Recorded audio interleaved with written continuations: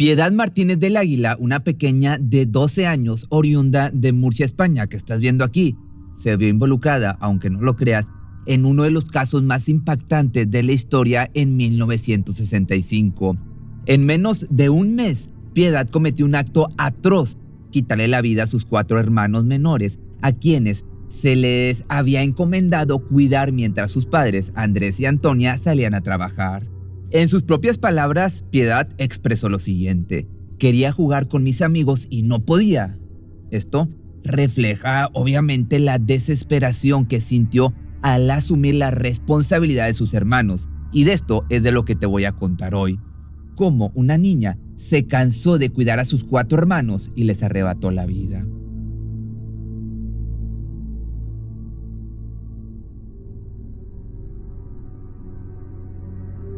Piedad Martínez del Águila, la hermana mayor entre las mujeres de una familia numerosa, ocupaba el tercer lugar en la jerarquía de 8 hermanos. Nacida en el seno de una familia modesta en la ciudad de Murcia, España, sus padres, Andrés y Antonia Pérez, eran trabajadores incansables. Antonia se dedicaba a las labores de limpieza para aportar a la economía familiar, mientras que su esposo, Andrés, ganaba el sustento como albañil. Piedad creció en un entorno de trabajo duro y responsabilidad compartida. Siendo la mayor entre las hermanas, se esperaba que cuidara de sus hermanos menores mientras sus padres salían a ganarse la vida. Esta carga se volvía especialmente pesada debido al gran número de hermanos en la familia. A sus 12 años se veía forzada a tomar el papel de su madre, encargándose de la alimentación, aseo y educación de sus hermanos menores, además de las tareas domésticas mientras Antonia se encontraba trabajando. Además de sus deberes como madre y cuidadora, se veía la necesidad de pulir piezas de motocicleta para apoyar a sus padres con un poco de dinero adicional. A finales de diciembre de 1965, un misterioso suceso sacudió a la familia Martínez del Águila, en un contexto histórico y económico que no hacía que las cosas fueran fáciles. Murcia, una ciudad española que no alcanzaba los 500,000 habitantes en aquel momento, era parte de una España que estaba lidiando con las secuelas de la Guerra Civil y aparte la larga dictadura de Francisco Franco. La economía del país se caracterizaba por la austeridad y la falta de oportunidades para muchas familias, especialmente las de clase trabajadora. En la década de 1960, en España, las familias de escasos recursos afrontaban una vida marcada por la precariedad en múltiples aspectos. La vivienda solía ser pequeña y carente de comodidades modernas, mientras que el empleo, fuertemente influenciado por la situación económica del país, ofreció oportunidades limitadas y salarios bajos. La educación no siempre estaba al alcance de los niños, quienes a menudo abandonaban la escuela temprano para ayudar en el sustento de la familia. El acceso a la atención médica era a menudo restringido y las familias dependían en gran medida del apoyo de parientes cercanos en tiempos de necesidad. La tragedia entonces comenzó cuando Mari Carmen, la hermana de tan solo 9 meses, falleció de forma inexplicable. Los agentes de seguridad social, al examinar el caso, diagnosticaron la causa de la muerte como meningitis, lo que en ese momento no levantó sospechas significativas. Los padres, ya que habían perdido a un bebé de 2 meses debido a la misma causa en años anteriores, asumieron que esta era una tragedia repetida. La meningitis es sin duda una afección grave que afecta las membranas que rodean el cerebro y la médula espinal, conocidas como meninges. Sus síntomas, que incluyen dolor de cabeza, fiebre y rigidez de cuello, son preocupantes y requieren atención médica inmediata. Es relevante destacar que, en la época de los sucesos que rodean a Piedad Martínez, la enfermedad era un diagnóstico común para las muertes de niños. La falta de conocimiento médico y los recursos en ese momento a menudo dificultaban la distinción entre las diferentes causas de la enfermedad. Pero bueno, regresando, el horror entonces se profundizó cuando Mariano, de 2 años, también perdió la vida a causa de la meningitis, solo 5 días después. Las sospechas se volvieron aún más evidentes cuando una semana después, Fuensanta, de 4 años, también perdió la vida por la misma enfermedad. Fue en este punto que el médico de la familia, conmocionado por esta sucesión de tragedias inexplicables, se negó a firmar el acta de defunción de la pequeña y decidió llevar el caso ante un juzgado de menores. La presión de los vecinos y la creciente preocupación sobre las misteriosas muertes llevaron a que toda la familia se internara en el Hospital Provincial de Murcia. Inicialmente se especuló con la posibilidad de alguna afección o intolerancia alimenticia como causa de las tragedias, pero tras someterse a una serie de exhaustivas pruebas médicas, todos los resultados daban a ser favorables, lo que descartó cualquier causa aparente de enfermedad en la familia.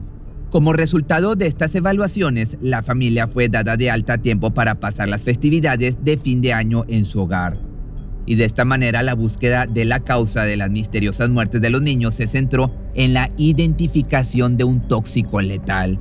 Los análisis revelaron la presencia de dicloro, difeniltricolor y cianuro potásico en los cuerpos de los desafortunados pequeños.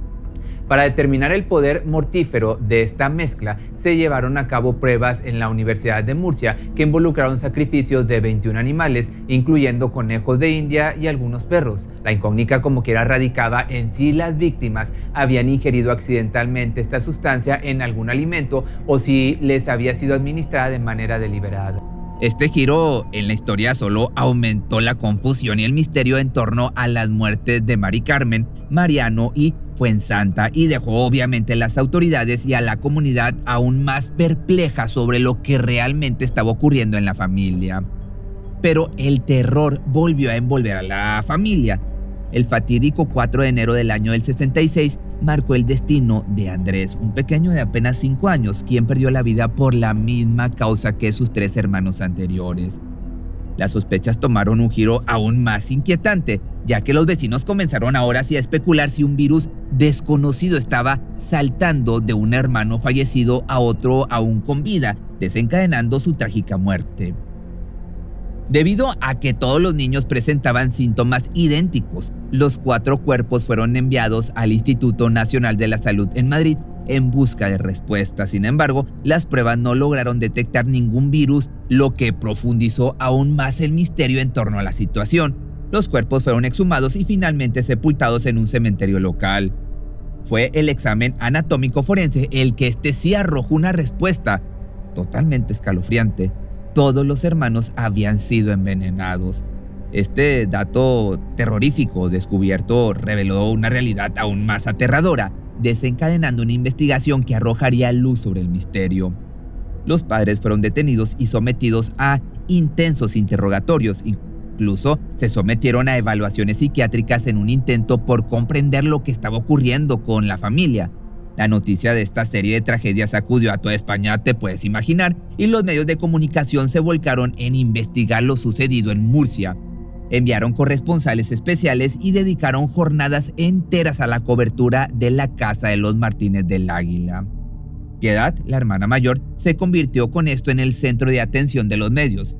Frente a las cámaras y la mirada de los fotógrafos, siempre mantuvo una apariencia impasible, lo que comenzó a intrigar a los periodistas. La policía, por su parte, comenzó a dirigir sus sospechas hacia la hermana mayor cuando descubrieron que era la principal encargada de cuidar a los pequeños, incluyendo su alimentación. Entonces, un inspector decidió implementar una estrategia para obtener la verdad de Piedad. La invitó a tomar algo y comenzó un juego sutil. En un momento, simuló que iba a agregar una cuchara de cloruro al vaso de leche de la pequeña. En un principio, Piedad rió ante la broma, pero pronto su expresión cambió a una mezcla de enfado y preocupación y no permitió que el inspector siguiera con su farsa. El funcionario persistió instando a la menor a beber la leche con el cloruro y ella se negó rotundamente, mostrando su preocupación por el daño que esto podría causar. El inspector con firmeza le preguntó si esto era similar a lo que le había dado a sus hermanitos. El rostro de Piedad se contrajo y su silencio se convirtió en una confesión táctica.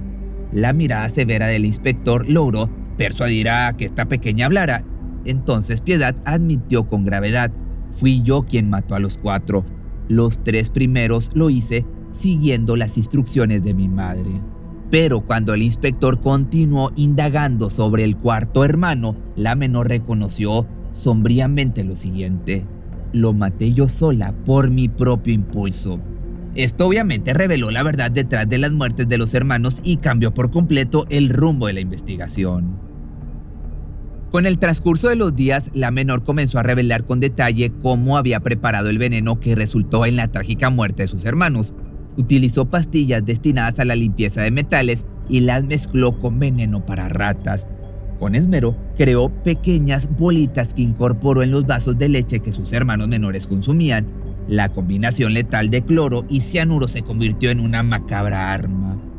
Pero, mientras Piedad permanecía en un hospital psiquiátrico, continuó culpando a su madre y en ocasiones inventó múltiples relatos confusos y ficticios para explicar lo que había sucedido. Este comportamiento planteó interrogantes sobre su salud mental y el contexto en el que se encontraba. A pesar de las pruebas en su contra, continuó culpando a su madre y llegó incluso a tejer 5 relatos distintos, obviamente todos falsos, en un intento por justificar sus acciones. En una ocasión, de hecho, expresó su desesperación al diario El Caso, confesando lo siguiente: quería salir a jugar con mis amigas y no podía, siempre tenía que cuidarlos. La sociedad reaccionó con conmoción. Te recuerdo que apenas era una niña de 12 años y a la vez desconcierto ante el caso de esta pequeña. La noticia que había envenenado a sus hermanos menores conmocionó a la opinión pública, te repito. La falta de comprensión sobre las motivaciones y las circunstancias detrás de estos actos generó una mezcla de simpatía y a la vez horror en la sociedad de la época. Dada su edad y la complejidad del caso, fue trasladada a un convento en Murcia capital. Estos conventos desempeñaban como un papel importante en el cuidado y la educación de niñas en situaciones de riesgo o vulnerabilidad durante ese periodo. Después de estos oscuros eventos, Piedad desapareció de la vista pública y su apellido volvió a ocupar los titulares de los periódicos españoles en circunstancias igualmente sombrías. Sus 2 hermanos mayores, Antonio y Manuel, fueron detenidos por el robo de una motocicleta, lo que nuevamente posicionó a la familia en la atención de los medios. A finales de 1978, un suceso aún más impactante que el que te acabo de platicar conmovió a la ciudad, cuando 15 reclusos lograron escapar de la prisión tras excavar un túnel. El hermano mayor de Piedad, que 3 meses antes había asesinado a un taxista durante un robo, fue uno de los fugitivos más conocidos. En el mundo delincuencial, Antonio Martínez del Águila era conocido como El Águila. Sin embargo, su carrera delictiva no tardó en llevarlo nuevamente tras las rejas, esta vez en la vecina provincia de Alicante. Al final, la desgracia parecía haber cernido sobre esta familia humilde, que enfrentó el rechazo de la sociedad y una pérdida inmesurable, la muerte de 4 de sus hijos y la implicación de otros 2 en asesinatos. Además, el padre perdió su empleo y la vida nunca volvió a ser la misma. Una ceguera que lo sumió en la pobreza y en la desesperación acabó cobrándose su vida unos años más tarde. Si te gustó este video, no olvides seguirme en mis 3 TikToks. Uno, el de los animales, que me encuentras como Pepe Misterioso. El segundo, donde estoy subiendo historias de terror que me cuenta la gente, que ahí me encuentras como Pepe Misterio Mex. Y el tercero es el de Algo para Siempre MX, donde te cuento historia de deportistas o personajes importantes del medio.